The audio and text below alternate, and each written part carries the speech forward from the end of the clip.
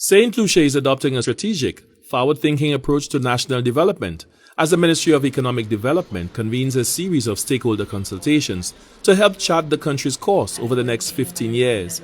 The consultations form a strategic component of a comprehensive situational and gap analysis that will guide the formulation of the medium-term development strategy for 2026 to 2030 and the National Development Plan spanning 2026 to 2040.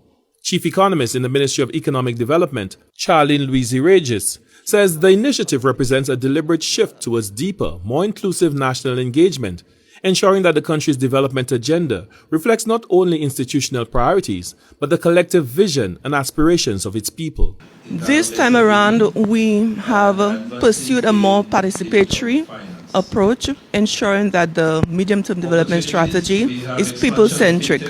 We want to focus on not only line ministries, but also on the communities, the country. We want to have a plan that will be integrated and cater to the needs of the entire country. She explained that central to building an integrated development plan for St. Lucia are three fundamental questions. Where are we now? Where do we want to go? And how do we close that gap?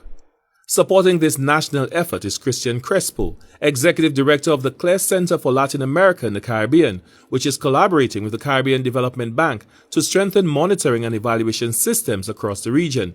Crespo notes that a structured national plan is currently being developed to reinforce St. Lucia's monitoring and evaluation framework. With monitoring and evaluation, we learn, and with learning, we improve the action of government.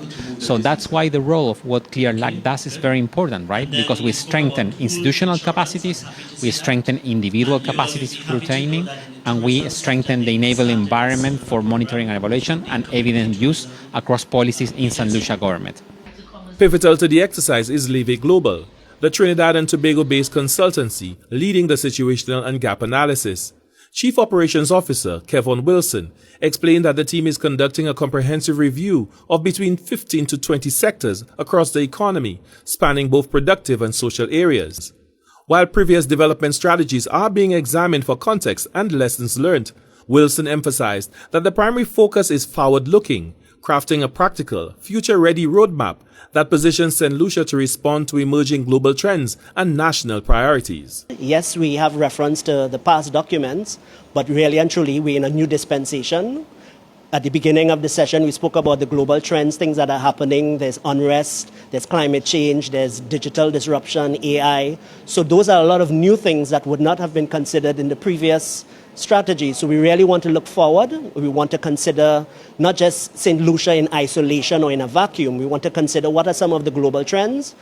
How can St. Lucia prepare itself for it? How can St. Lucia grab the opportunities that are out there? And what roadway we need to develop in order to get there. The outcome of these consultations will be synthesized into a comprehensive, integrated development framework designed to guide policy, investment, and national priorities through 2040. For the National Competitiveness and Productivity Council, Glenn Simon reporting.